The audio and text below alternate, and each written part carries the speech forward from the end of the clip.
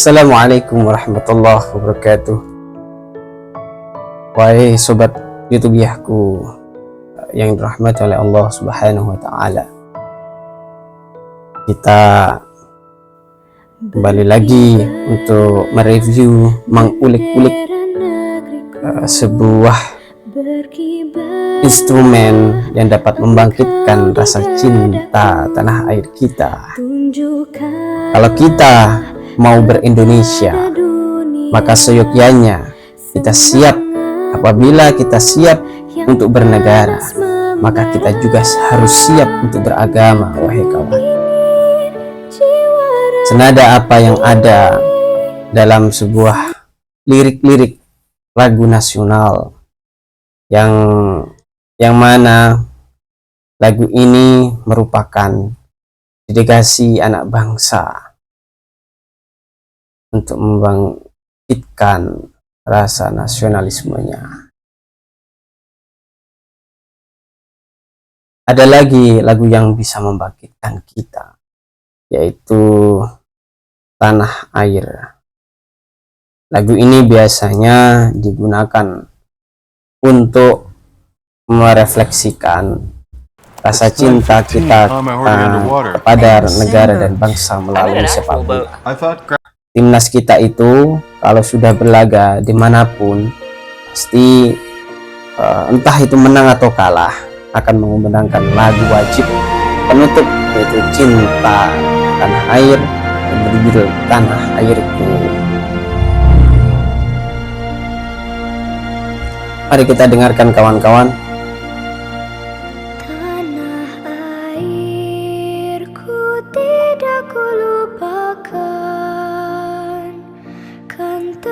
Lagunya sangat menyayat hati. Sama apabila kita dengarkan Martin Paes, ketika mendengarkan lagu ini, dia juga tersentuh walaupun dia lama tidak di Indonesia. Akan tetapi harus kita ingat bahwa dia telah membela merah putih timnas. Lihat ekspresinya.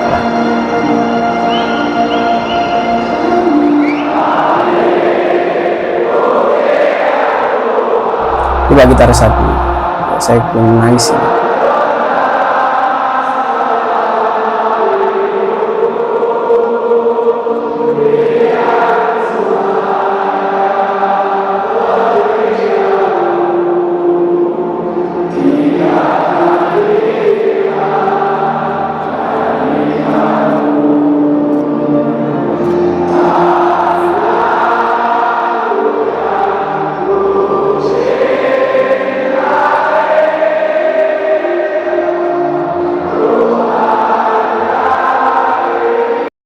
Lihatlah Martin Paes sampai memejamkan matanya untuk meresapi bagaimana lagu ini bisa merefleksikan kecintaan kita terhadap Indonesia.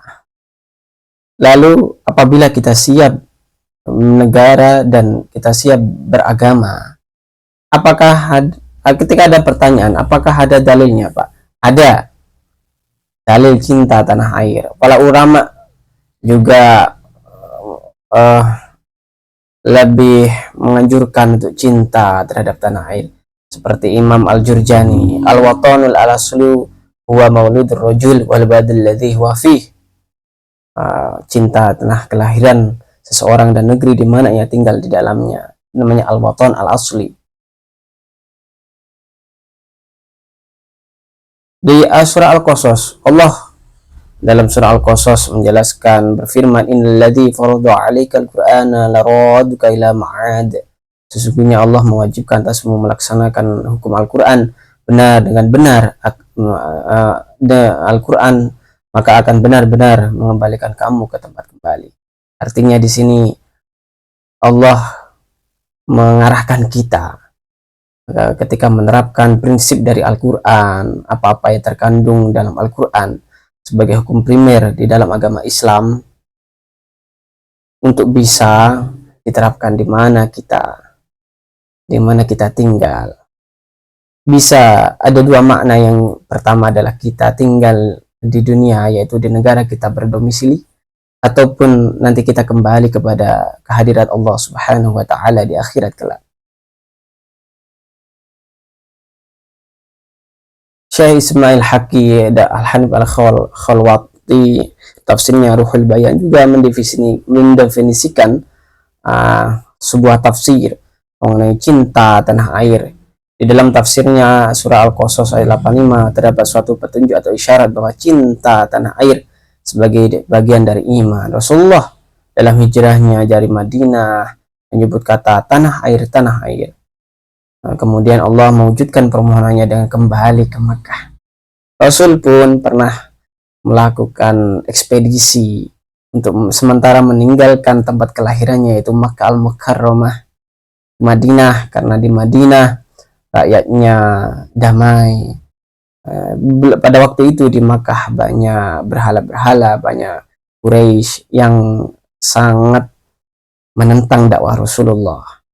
Otomatis beliau melakukan ekspedisi ke Madinah dengan tujuan ingin mengamankan dakwah sehingga Allah mewujudkannya menjadi tanah kelahiran di mana Rasulullah kembali lagi ke Makkah dari Madinah.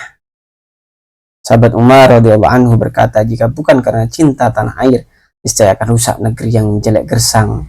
Maka sebab cinta tanah airlah dibangun negeri-negeri. Ismail Haq Al-Hanafi Ruhul Bayan, Beirut Al-Fikr.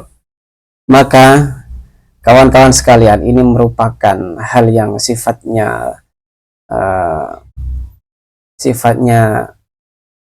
urgent, sifatnya vital, sifatnya sangat dalam sekali.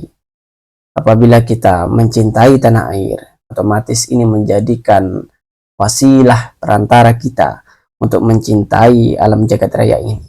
Karena Allah Subhanahu wa taala berfirman di depan para malaikat bahwa ini ja'inu fil ardi khalifah. Ya, kita ini manusia. Sesungguhnya Allah menciptakan khalifah, pelestari, perawat, dan yang menjadi subjek alam jagat raya ini yaitu manusia. Bahkan Nabi Muhammad pun ditunjuk dari golongan manusia, bukan golongan jin atau malaikat atau makhluk lainnya.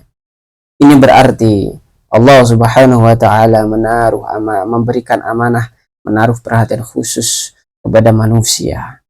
Maka kalau kita tarik ke hukum yang lebih dalam lagi, ke realitas kehidupan sosial lagi, apabila ada saudara kita yang mohon maaf jadi orang yang susah, pemulung, jadi orang yang gelandangan, jangan sekali-kali menghina mereka. Jangan sekali-kali kita mencemooh dan meremehkan mereka. Bisa jadi mereka yang kita anggap remeh secara sosial, secara penampilan, mereka mempunyai derajat yang tinggi daripada kita di hadapan Allah Subhanahu wa taala. Oleh karenanya kawan-kawan, cinta tanah air merupakan sebuah wasilah untuk kita mencintai alam jagat raya ini menuju amanah sebagai khalifah yang telah diberikan oleh Allah Subhanahu wa taala. Coba kita dengarkan lagi ya.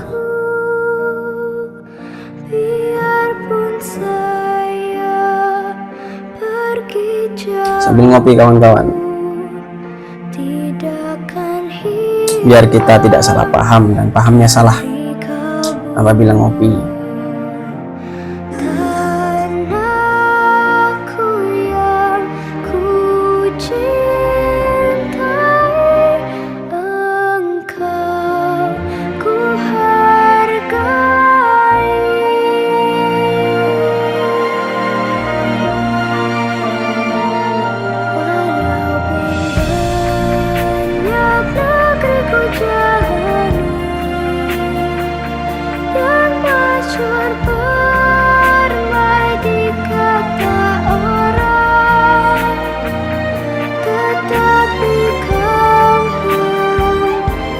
Semoga bermanfaat kawan-kawan semuanya. Tetap cintai negara ini sebagaimana kita mencintai agama ini, yaitu agama yang kita peluk. Karena apabila kita